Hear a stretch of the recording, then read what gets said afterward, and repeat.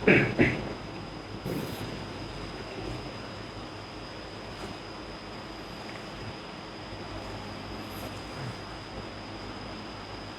่ละมือแต่ละเว้นควรนึกถึงความจริงอันเป็นสุดท้ายของชีวิตนี่เด้อคือความตายนั่นแหละแล้วก็ทำความเข้าใจกับความตายแล้วก็ยอมรับมันให้ได้ยอมรับให้เจ้าของนี่แหละเขาเห็นผู้อื่นตายเขาอาจจะเป็นธรรมดาที่บ่แม่นญาติที่บ่แม่นคนผูกพันที่บ่แม่นคนที่มีบุญคุณต่อกันที่บ่แม่นคนที่บ่ได้เคารพต่อกันเขาเห็นเขาตายเขาอาจจะธรรมดาแต่ว่าคนที่เขาผูกพันคนที่เขาเคารพรักเขาสิเสียใจนั่นคือเขาบ่เข้าถึงความจริงว่าทุกคนเกิดมาต้องตายหรือธรรมชาติมีความเกิดขึ้นแบบนี้แหละครับต้องมีความตายเป็นธรรมดาคนเฮามันบ่จากกันเป็นมันก็จากกันตายอยู่แล้วล่ะจังว่าทำความเข้าใจให้มันถึงเข้าไปในความรู้สึกเลยแล้วก็ยอมรับกับมัน จังว่ามันจึงสิบ่ได้โศกเศร้าและเสียใจความโศกเศร้าความเสียใจเกิดขึ้นจากความอาลัยอาวรณ์มีสองอย่างถ้าสิว่าความผูกพันของคนผูกพันในฐานะที่พอใจผูกพันในฐานะที่ไม่พอใจก็มีเด้อโลกนี้เป็นของคู่กันอยู่แล้วผูกพันในฐานะที่ไม่พอใจโกรธเกลียดกันไว้ถ้าสู้ว่าเขาตายดีใจสมน้ำหน้าเหียดมั่นอดสว่าตายนะแม่นี่เป็นว่าล่ะอย่าคิดว่าผูกพันเด้อผูกพันในฐานะที่ไม่พอใจก็เกลียดผูกพันในฐานะที่พอใจคือก็เข้าใจกันหรือมีผลประโยชน์ร่วมกันก็ว่าไปแหละบอกว่าคนที่รักหรือคนที่เกลียดตายเหมือนเดิมถึงว่าทำความเข้าใจดีๆยอมรับให้มันได้จะพูดถึงว่าธรรมของพระโสดาบันแปลว่าผู้ไม่ตกต่ำเป็นธรรมดาผู้กลับมาเกิดไปในอบายอย่าพุ่มแต่จังมาแบ่งมาแยกออกว่าเป็นโกลังโกละโสดามั่งสัตตุขตะปรมะโสดามั่งเอกพิชีมั่งจังมาแยกเอาโสดาบันเบาโดยร่วมโดยคลุ้มเอาไว้แปลว่าผู้ขาดแล้วห่างแล้วจากอบายภูมิบ่เกิดเป็นเดรัจฉานบ่เกิดเป็นสัตว์นรกเปรตและสุรกายมีมนุษย์และเทวดาเป็นทางไปเท่านั้นและไม่เกิน7 ชาติหมายถึงเกิดอีกไม่เกิน7 ชาตินี่ก็คลุ้มไปโดยโสดาบันมันก็จะถึงซึ่งพระนิพพานแต่ยังคอยแบ่งแยกออกมาหรือที่เขาถามเรื่องว่าธรรมของพระโสดาบันละสักกายทิฏฐิใช่ไหมบ่แม่นยอมรับในความตายโสดาบันถ้าว่าละสักกายทิฏฐิมันเป็นอนาคามีเลยละสักกายทิฏฐิทั้งเบิดรูปเวทนาสัญญาสังขารวิญญาณหูเห็นเป็นอนิจจังอนัตตาทั้งเบิดเลยมันบ่ท่านได้ปล่อยอารมณ์ตรงนั้นได้เดี๋ยวเลยบอกเอาง่ายๆหรือคนเข้าใจง่ายๆจะไปตีความหมายว่าต้องละสักกายทิฏฐิคำว่าสักกายะยังถือว่าอยู่ได้หนึ่งสักกายะแต่ว่าธรรมของโสดาบันโดยเบื้องต้นยอมรับความตายว่าตัวเองเกิดมาต้องตายแน่ๆเห็นตามข้อไม่จริงว่าบุคคลที่รักก็ต้องตายจากเราหรือเราก็ต้องตายจากเขาบุคคลที่เกลียดเราก็ต้องตายจากเขาเขาก็ต้องตายจากเราทั้งที่ไม่รักและไม่เกลียดต่างฝ่ายก็ต้องตายคือยอมรับความตายนี่เองเลยนึกถึงความตายเป็นอารมณ์นี่ไหมมันก็ว่าถึงขันเป็นอารมณ์หรอกแต่ว่าเข้าใจเข้าถึงในความรู้สึกเพราะเรื่องว่านึกถึงความตายเป็นอารมณ์มากแหละคือมันยอมรับความตายนี่ โดยเบื้องต้นนี่เราตามตำรานะคือสักกายทิฏฐิวิจิกิจฉาแปลว่าอย่างความลังเลสงสัยนี่มันก็คลุ้มใบซื่อๆเขาว่าไม่สงสัยในคำสอนพุทธเจ้านี่ก็เป็นแค่ย่อยแยกย่อยเท่ว่าท่านเนี่ยเป็นตัวตรงที่คลุ้มใบโดยบ่มีขอตกเถียงเบายังมากกว่าช่างร่วมอยู่ในคำว่าสัตว์โลกเป็นไปตามกรรม ทุกสิ่งทุกอย่างเป็นไปตามความจริงไม่สงสัยเรื่องของกรรมเนี่ยเชื่อมั่นในธรรมเชื่อมั่นในความจริงมีตั้งหากคลุ้มไปเบิดแล้วกับไม่สงสัยในคำสอนพระเจ้ากับทุกเนี่ยมันก็อยู่ในข้อนี่แล้วไม่สงสัยเรื่องของกรรมบ่สงสัยเรื่องของธรรมกับว่าสัตว์โลกเป็นไปตามกรรมกับว่านี่มันก็คุ้มอยู่ในตัวนี้แล้วไม่สงสัยธรรมใดๆความจริงใดๆไม่ใช่ความเชื่อแต่เป็นความจริงเนี่ยอันเป็นชื่อสองมันศีลพจตุปรามาสว่าหลักสูตรเขียนไว้ว่าศีลสิบริสุทธิ์มั่งไม่บริสุทธิ์มั่งมันบ่แมนลูกคำศีลว่าสั่นบ่แมนศีลบริสุทธิ์ตั้งเริ่มต้นแรกเลยคือไม่มีความคิดในการเบียดเบียนทำลายให้ผู้ใดผู้หนึ่งสิ่งและทรัพย์สินทั้งคนและสัตว์ทั้งมนุษย์และอมนุษย์บ่มีความคิดเลยเด้มันบ่มีเลยไงมันลืมไปเลยอันเรื่องว่าสิไปหาตีหาขาหาหลักคนมันบ่มีแต่ว่าคำเว้าต้องอธิบายแบบนี้มันก็เลยต้องได้เว้าแบบนี้แต่บ่ยกสมมุติขึ้นมาเว้ามันบ่เข้าใจดอกเพราะว่ามันบ่มีความคิดเลยในการจะไปทำลายเบียดเบียนฉะนั้นเพราะว่าสิอริยะขันธ์ได้กระชางก็ว่าจิตปกติศีลปกติหรือความบริสุทธิ์อันนี้เสมอกันเบิดทุกขันธ์บ่ว่าสิโสดาจนอดอรหันต์บริสุทธิ์เรียกว่าบริสุทธิ์เรียกว่าปกติก็ว่าปกติคือใจมันบ่คิดปรุงแต่งว่าสิไปตีไปฆ่าไปแหมปกติแหมเริ่มว่าปกติและพระโสดาบัน3อย่างนี่ยอมรับความตายบ่ว่าของผู้อื่นบ่ว่าของเจ้าของเองยอมรับมันเลยบ่มีความโศกเศร้าปานใดมีอยู่หังบ่ยาวนานดอกโกรธมีบ่มีแต่ว่าหังสั่นลงบ่มีปฏิฆาอาฆาตต่อไปคือศูนย์ขึ้นอยู่โมโหอยู่ตัดลงกามราคะมีบ่มีอื่นว่าทำโสดาบันมาแค่3ข้อนั่นแหละอื่นว่ายอมรับความตายแบบบ่สงสัยเข้าใจยอมรับคนที่เฮาหักตายมันสิสะเทือนเข้ามาเป็นธรรมดาของสัตว์โลกเป็นธรรมดาของสิ่งทั้งหลายทั้งปวงซึ่งได้ซึ่งเกิดเป็นธรรมดาซึ่งตายเป็นธรรมดายอมรับบุคคลที่เกลียดก็เหมือนกันเนี่ยส่วนมากเฮาสิเว้าเอาแต่บุคคลที่รักบอกบุคคลที่เกลียดนั่นเลยคนเฮามันเกิดมาเพราะความถ้ามีความรักแล้วก็มีความเกลียดมีความพอใจแล้วก็มีความไม่พอใจนั่นแหละสั่นแล้วก็ศีลนี่บริสุทธิ์เลยบ่แม่นอันลูกคำศีลบ่แม่นแบบนั้นเขาก็แปลไปตามไวยากรณ์มันซื่อดอกแต่เฮาแปลตามความรู้สึกเลยแปลตามความรู้สึกความรู้สึกออกมาเป็นคำเว้านั่นแหละศีลบริสุทธิ์ยอมรับความตายเป็นธรรมดาบ่สงสัยเรื่องของกรรมนี่บ่แม่นบ่สงสัยคำสอนพระพุทธเจ้านี่เป็นแยกย่อยพระพุทธเจ้าก็สอนเรื่องกรรมอยู่แล้วก็บ่สงสัยก็ถูกร่วมอยู่ในนี่ทั้งหมดนั่นแหละจะผิดนั่นแหละจังว่าพวกเฮานั่นเว้าอย่างหนึ่งว่าภาษาเกิดมาหากินซ้ำตายอย่าหลงไหลอย่าลุ่มหลงในเกียรติยศชื่อเสียงล่ะหลายเด้อคำสรรเสริญคนมักย่องเด้คนมักย่องว่าเจ้าเก่งเนาะมักย่องว่าเจ้าได้ยศนั่นยศดีเนาะ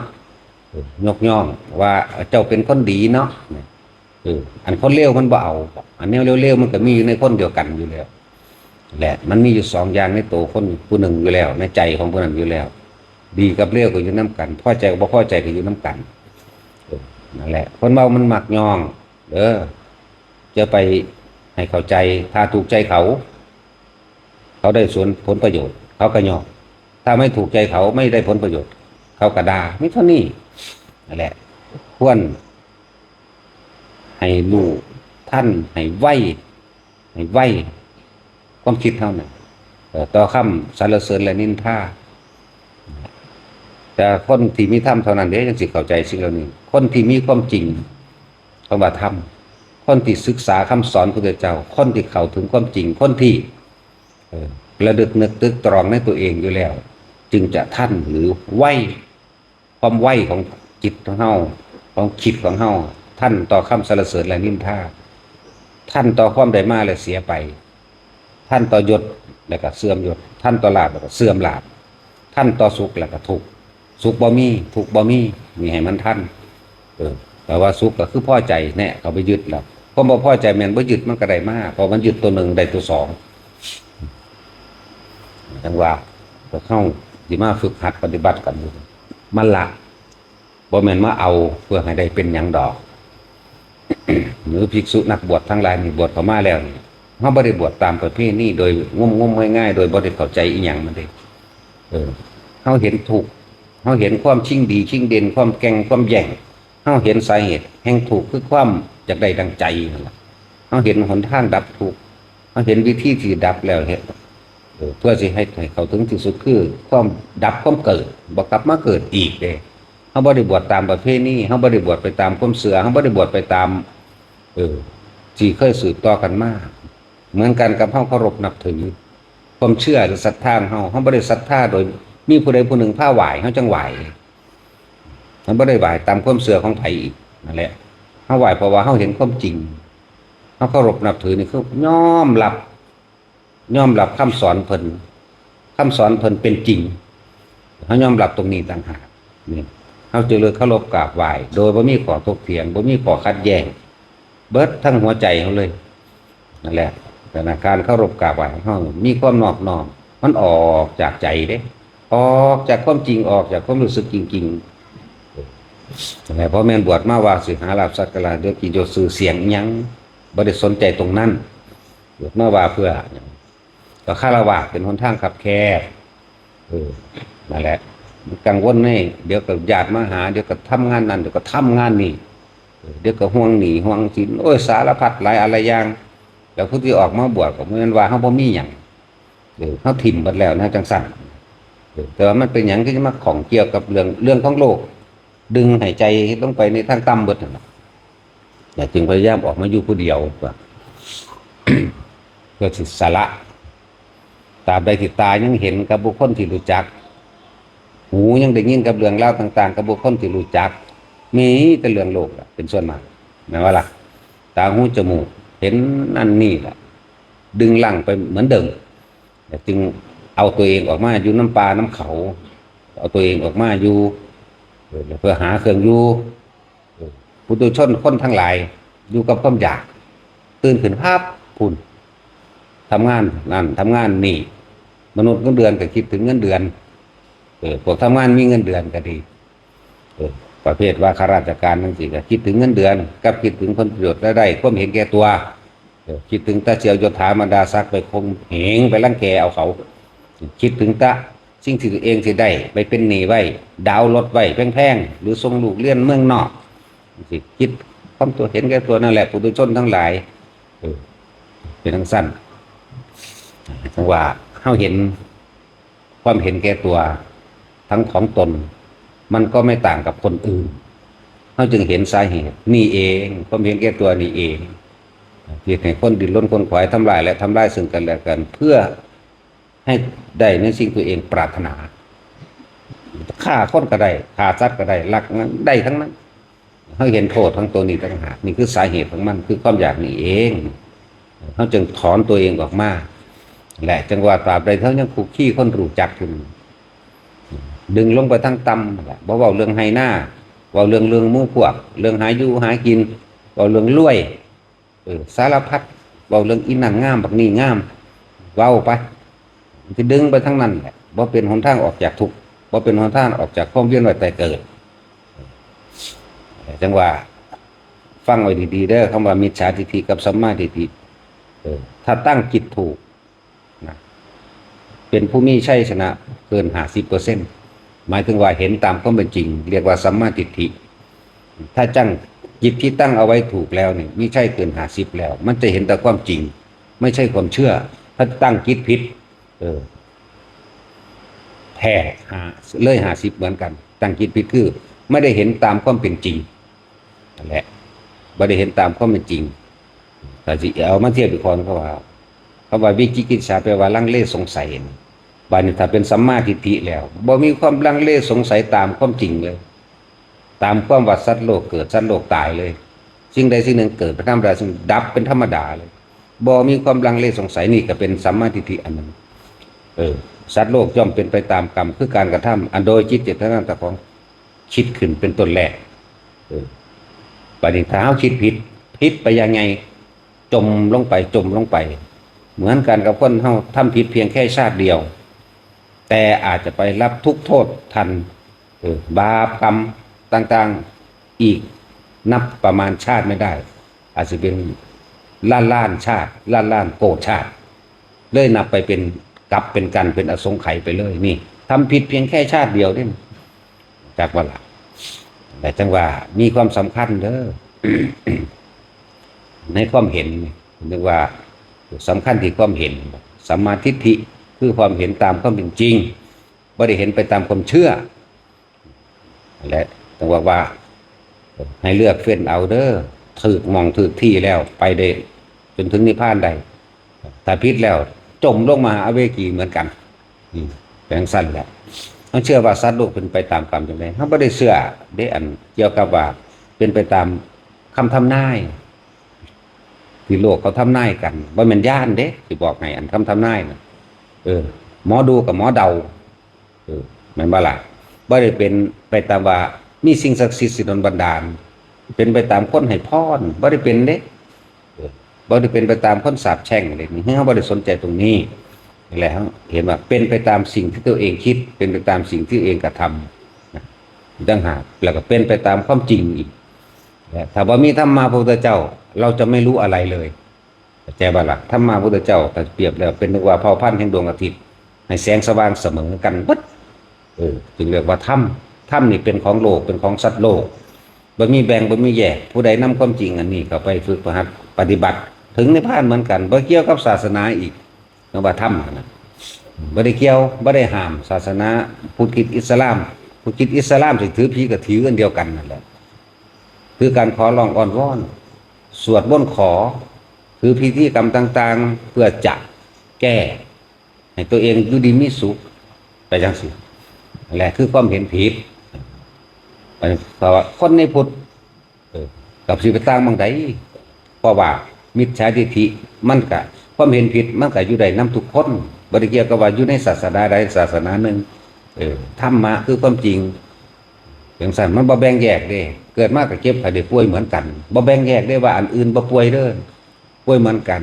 บุคคลที่รักตายห้องไห้เสียใจเหมือนกันหิวร้อนหนาวเหมือนกันไหมนี่ไหมนี่เราเอิ้นว่าธรรมะไหมบ่ได้แบ่งแยกเด้บ่ได้เกี่ยวกับว่าศาสนาใดได้นี่สัตว์ก็เหมือนกันปากมันแม่ลูกงัวลูกควายไห้น้ำกันง่ายแง่คือกันแม่นบ่ล่ะแล้วสั้นก็มันก็มีความรู้สึกเดียวกันนั่นแหละว่าพวกเขาควรสำนึกระลึกถึงความตายเอาไว้มั่งวันหนึ่งเราต้องจากกันเขาบ่จากเราเราก็ต้องจากเขาบ่จากเป็นก็บ่เราต้องจากตายแต่ว่าก่อนมันจะตายควรทำความเข้าใจกับตัวเองให้ยิ่งให้เห็นตามความเป็นจริงว่าเรานี่เกิดมาทุกข์เพื่อเพราะอะไรเนี่ยเห็นเขามาเกิดมาเนี่ยทำมาหากินนี่ทุกข์เพราะว่าอย่างตัณหาอุปาทานกามราคะบ่ความดักใดดีมีเป็นบ่หรือความบ่เห็นความจริงเนี่ยคนมันเข้ามาในตนเองนั่นแหละจังว่าเวลาเฮาย่างไปธรรมดาเรียกว่าธรรมะวิจจะเลือกเฟ้นธรรมหรือพิจารณาธรรมก็ได้เวลามีเวลาเดินจงกรมก็เดินทำจิตให้ตั้งมั่นซะนั่งจิตตั้งมั่นซะยืนจิตตั้งมั่นซะหรือนอนทำให้จิตตั้งมั่นนอนสมาธิเดินสมาธิยืนสมาธิแปลว่าจิตตั้งมั่นบ่ได้เป็นท่าจะเอาท่าไหนก็ได้ทั้งนั้นบ่ได้ยืนยันบ่ได้ผูกขาดได้ทั้งนั้นแต่จึงบอกคนให้หาที่อยู่แห่งใจเรียกว่าทรงฌานเจริญฌานหรือทำสมาธิเพื่อให้เกิดจิตตั้งมั่น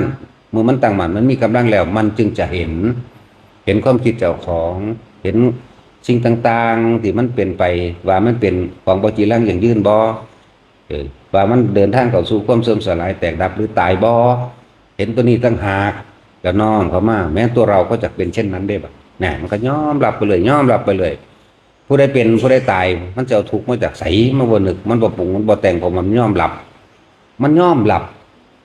เป็นธรรมดาเป็นแค่คำเว้าที่ตอบโต้กันซื่อนั่นแหละเอาพอละ